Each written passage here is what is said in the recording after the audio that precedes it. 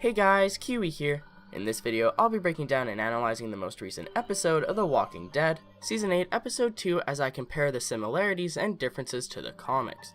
With that being said, warning of spoilers for everything up to Episode 802, along with issues 115 to 118 of the comics, and let's jump right into this. So I've always loved comparing the comic books to the show, so much so that I've decided to create entire videos just simply discussing the comparisons each episode, because I just really appreciate how much they truly reimagine everything on the big screen. I discussed last week's episode at 801, feel free to check that out if you missed it, but now we'll be discussing the second episode of Season 8, Episode 802, The Damned.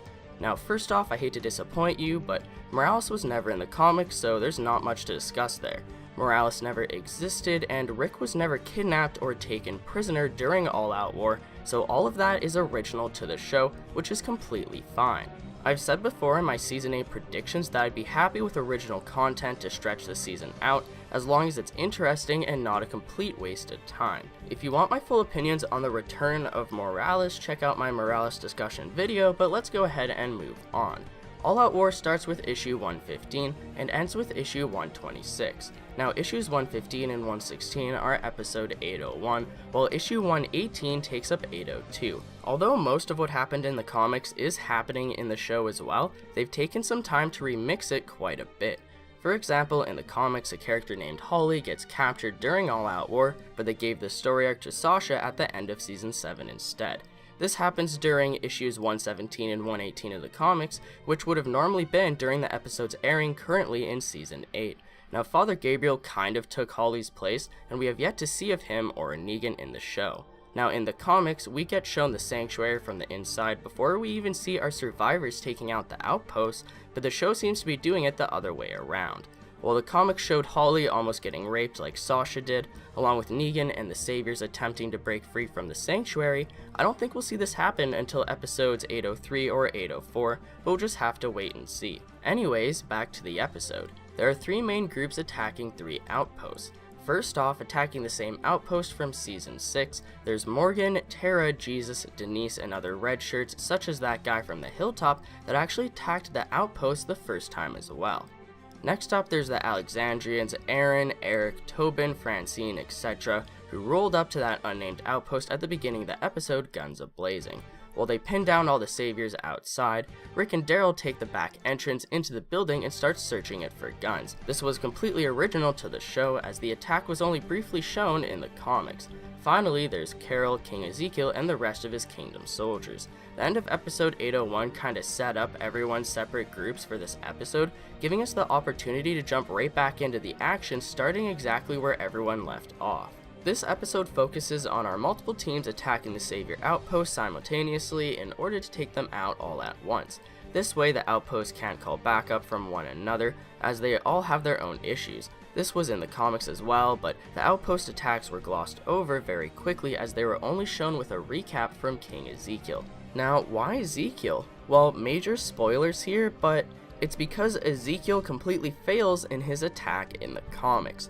Due to his lack of experience leading men into battle, it took him far too long to realize that the battle was lost, resulting in all of his men, even Shiva and Richard in the comics, having their lives taken as a result. This completely destroys Ezekiel, but we'll have to wait and see if him and his men face the same fate on the show.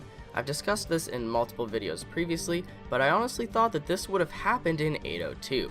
And to be honest, there isn't a whole lot to compare between the show and comics with Ezekiel's group this episode, because it was all original to the show, as far as them chasing down that one savior that threw the smoke grenade at them. Now with that being said, they've obviously split up the outpost attacks into two episodes, which I do love because it gives them time to stretch out each battle and tell it in the best way possible, as we're constantly switching between outposts. Also, if you're binge watching this in the future, it won't really matter at all that it's two separate episodes, it'll just be 2 hours of awesomeness. Now, it was a great reveal for Ezekiel's failed attacks to talk over the panels in the comics, but expanding the outpost attacks like this really gives All Out War the potential it needs.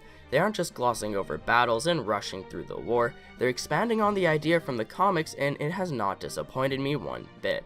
With that all out of the way, let's go ahead and move on to the fate of Aaron and Eric, as I've actually saved my full predictions for this video as it will include comic book spoilers.